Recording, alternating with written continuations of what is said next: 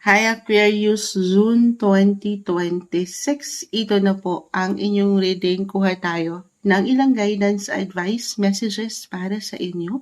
Mensaheng gabay lamang po. Kamusta kayo Aquarius?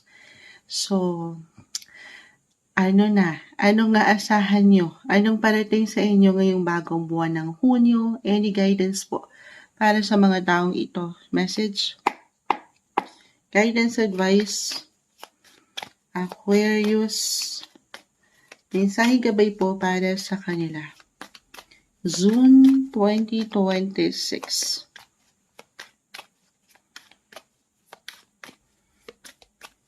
Aquarius energy.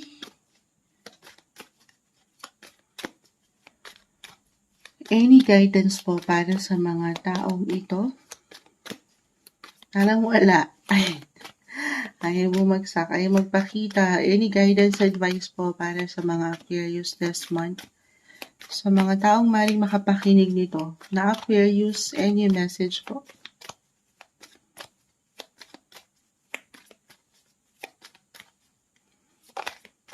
Finally, Ace of Water. So, new connections, new friendship, why not? New love interest, guys. Gusto niyo ba yan? New beginnings, sign of new beginnings. The Tower. Napakasipag, why not? Ay. Three of Fire. So, Four of Air. Okay. Nasa Gemini season tayo ngayon, Aquarius. So, this highlighted your 5th house of romance, love life, the Tower. Kung pahihintulutan nyo lang kahit over the net, or if ever through connections, travel, or kung meron kayong pupuntahan na event, I see na merong ganon. Itong travel na ito, kahit short trips lang yan, or kung itong company nyo connected sa ibang bansa, para sa mga acquaintances nyo or connections, I see possibilities kung saan pwede kayong merong makilala. Especially single Aquarius, kung ito lang naman ay nanaisin nyo. Of course, tayo ay general reading, depende ito, but I see you being ready. The Four of Swords, naka-reverse. Ready saan? Sa mga bago, fresh starts, new beginnings, or new person, new love interest. Pero hindi man kailangan agad pagdating sa love. I mean, kahit simulan nyo ito, again, new connections, friendship, yes, and it could be a surprise, unexpected, sa mga pagkakataon na natural, na hindi nyo inaasahan. Go with the flow, have fun, enjoy, kasi yung energy ni 5th house na aking na-mention is about enjoyment, having fun, maybe a reminder na deserve nyo to. Deserve nyo to, lalo pumangat si 4 of Air. Maring for some, medyo draining na yung energy sa work, sa mga kaganapan nyo, personal ganap nyo sa buhay. So, take some time off your busy schedule na magpahinga naman. Racy sa I feel mas maging open kayo, or ito yung pinaka-advice, be open sa ilang possibilities, connections, your friendship, or meron ba kayong pupuntahan talaga, it could be a party, sudden invites na maaaring konektado sa personal or business work yung setting, okay? Meron ba? At dyan, I see na merong ganap siya na why not? Kung ito'y patungkol sa work. Hindi sa meron tayong hinihintay na benefits, but I see powerful connections. Itong mga tao na pwede nyo makilala. You will meet the right people at the right time. Kung magiging bukas kayo dito, Aquarius, maganda. Okay, show up. Show up, guys. Showcase nyo ang inyong mga aura.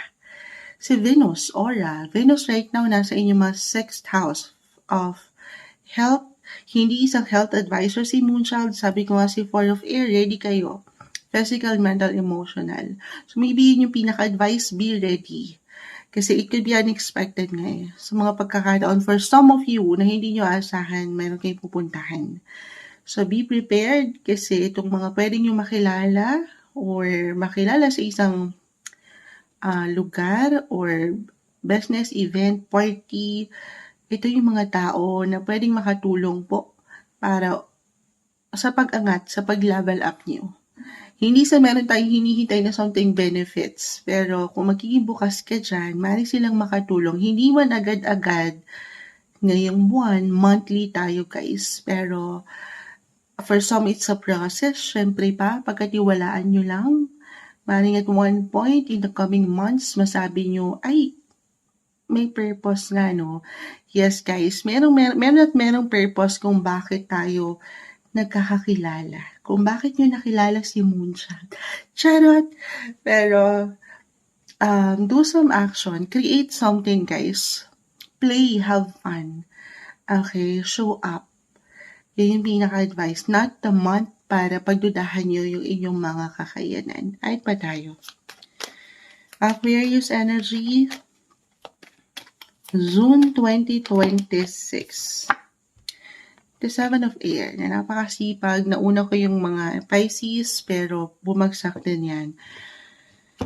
A reminder lang siguro to, no? This is about communication din. You being honest, ready, umangat kasi. So, ito reversal yung energy. Okay? Pwedeng ikaw mismo or may ilang tao sa paligid, kahit sa simpleng opinion, komento, especially sa isang event, halimbawa, since sobrang nag-highlight dito, or sa mga pupuntahan nyo through connections, travel, kahit over the net. Hindi natin mapiplease ang everyone, okay? It could be unexpected, minsan magiging emotional. Si Venus again, currently nasa mga Cancer. Cancer is all about emotions. Maring may ilang drama. Or a reminder din ito para sa iyong sarili to take it easy sa bawat action, decision, just because, sabi ko, parang may mga ganap, ay magmamadali na kayo. It could be something exciting din kasi, or andyan yung excitement kapag na-excite tayo, may tendency na maging impulsive or reckless. So, take it easy, kalma, kasi I see, for some, sabi ko nga, magiging handa, ready, straight to the point, straightforward, wala nang paligoy-ligoy pa. Pero very important na pagdating sa communication, okay, slow. Take it slow. Kasi pag minsan dire-diretso tayo, kahit hindi natin intensyon na makasakit, pero baka meron tayong hindi makita sa pwede nating atake sa iba. Okay, o sa bawat pagdaanan nyo kahit sa simpleng salita with a tower. Baka kayo tong manggulat. So, reversal tayo ha. Think before you click kahit over the net. Ma-add ko lang yan. Okay, of course, stay balanced nang walang pagkalabis or kulang. Ito yung guidance na umaangat para sa inyo. Mensaheng gabay lamang po. June 2026, Aquarius.